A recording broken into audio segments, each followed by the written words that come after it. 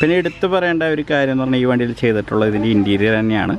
Interior ചെയ്ത രീതി എന്ന് പറഞ്ഞാൽ ഫുള്ളായിട്ട്. Hi guys, welcome back to car garage എന്ന് വന്നിരിക്കുന്നത് എത്യോസിൻ്റെ വീഡിയോ ആയിട്ടാണ്. ടൊയോട്ട എത്യോസിൻ്റെ വീഡിയോ ആയിട്ടാണ്. ഫുൾ പെയിൻറ്റിങ് ചെയ്യാൻ വന്നതാണ് വണ്ടിയാണ്. അതേപോലെ തന്നെ ഒരുപാട് കംപ്ലയിൻസും കാര്യങ്ങളൊക്കെ കസ്റ്റമർ പറഞ്ഞിട്ടുണ്ട്. അപ്പോൾ നമുക്ക് അതിൻ്റെ വീഡിയോയിലേക്ക് പോകും.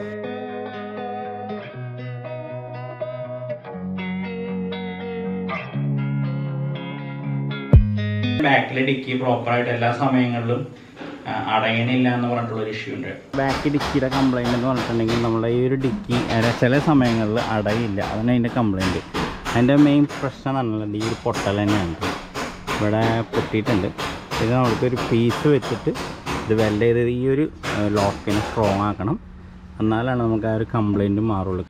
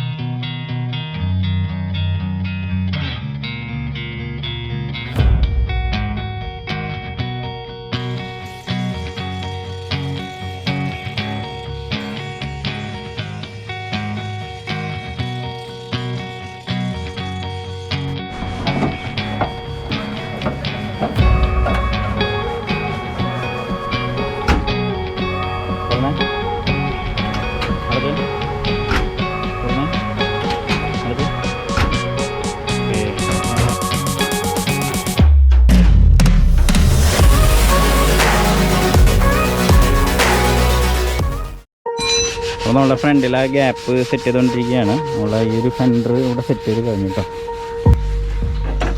ഇവിടുത്തെ ഗ്യാപ്പ് കറക്റ്റായിട്ടുണ്ട്. അപ്പോൾ എത്യോസിനൊക്കെ വരുന്ന കംപ്ലയിൻ്റ് ഉണ്ട്. ഇവിടെ ഗ്യാപ്പ് അമഞ്ഞ് പോവുക, എന്തെങ്കിലും തട്ട് വന്നിട്ടുണ്ടെങ്കിൽ ഉള്ളിലേക്ക് പോകാന്നുള്ളത്. അപ്പോൾ അതിവിടെ ഗ്യാപ്പ് കറക്റ്റാക്കണം. അപ്പോൾ അപ്പുറത്തേക്കും കറക്റ്റാക്കിക്കൊണ്ടിരിക്കുകയാണ്.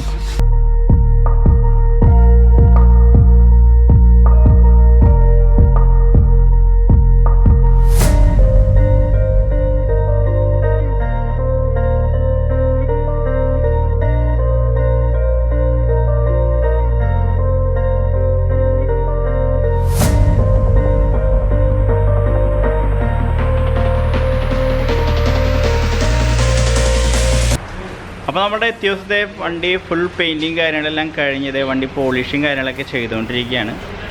ഫോർച്യൂണറിന് പറഞ്ഞ ഫാൻറ്റം ബ്രൗൺ എന്ന് പറഞ്ഞിട്ടുള്ള കളറാണ് നമ്മളിപ്പോൾ ഈ എത്യോസിന് അടിച്ചിരിക്കുന്നത്. സിറാലിക്കൊക്കെ പറഞ്ഞാൽ നല്ലൊരു കളറാണ് കേട്ടോ ഫാൻറ്റം ബ്രൗൺ എന്ന് പറഞ്ഞിട്ടുണ്ടെങ്കിൽ. ശരിക്കും നമ്മൾ വെയിലത്തൊക്കെ ഇടുമ്പോൾ അതിൻ്റെ ഒരു ശരിക്കും പറഞ്ഞാൽ എഫക്റ്റും കാര്യങ്ങളൊക്കെ അറിയാം. അപ്പോൾ ഇതിൻ്റെ ബഫിങ്ങും കാര്യങ്ങളൊക്കെ നടന്നുകൊണ്ടിരിക്കുകയാണ്.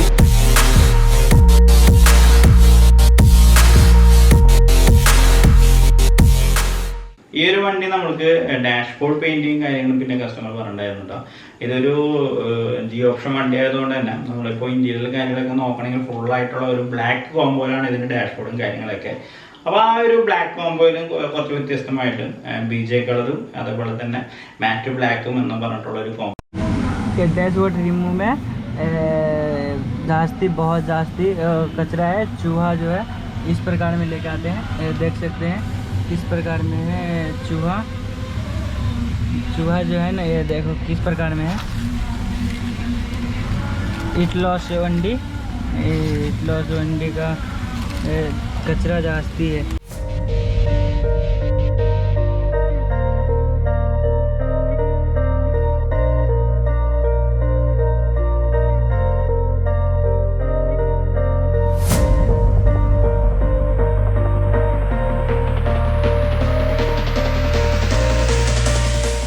അപ്പോൾ നമ്മളുടെ എത്യോസിൻ്റെ പാർട്സുകളും കാര്യങ്ങളെല്ലാം റിമൂവ് കാര്യങ്ങളെല്ലാം ചെയ്ത് കഴിഞ്ഞു കേട്ടോ. അപ്പോൾ നമ്മൾ ചേട്ടാ നമ്മൾ ഈ ഒരു പീസ് ഉണ്ടല്ല ഫ്രണ്ടിൽ വരുന്നത് നമുക്ക് മറ്റേ BJ കളർ ഉണ്ടല്ലോ ആ ഒരു കളർ അടിക്കാം.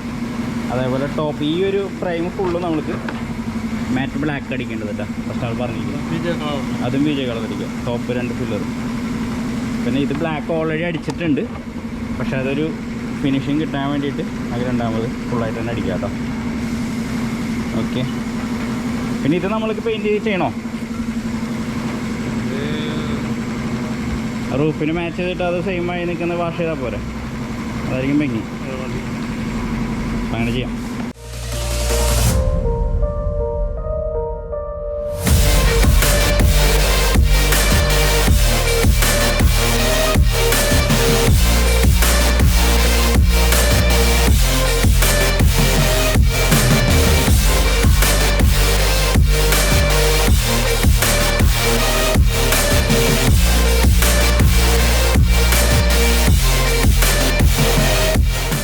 അപ്പോൾ നമ്മളുടെ ടൊയോട്ട എത്തിയോസ് ഇവിടെ ഫുള്ളായിട്ട് തന്നെ കംപ്ലീറ്റ് ചെയ്തിട്ടുണ്ട്. വൈറ്റ് കളർ വണ്ടി ഫാൻറ്റം ബ്രൗൺ കളറിൽ അടിച്ചിട്ടാണ് കംപ്ലീറ്റ് ചെയ്തത്. ഫാൻറ്റം ബ്രൗൺ കളർ എന്ന് പറഞ്ഞിട്ടുണ്ടെങ്കിൽ ശരിക്കും പറഞ്ഞാൽ സിറാലിക്കൊക്കെ വരുന്ന നല്ലൊരു കളറാണ്.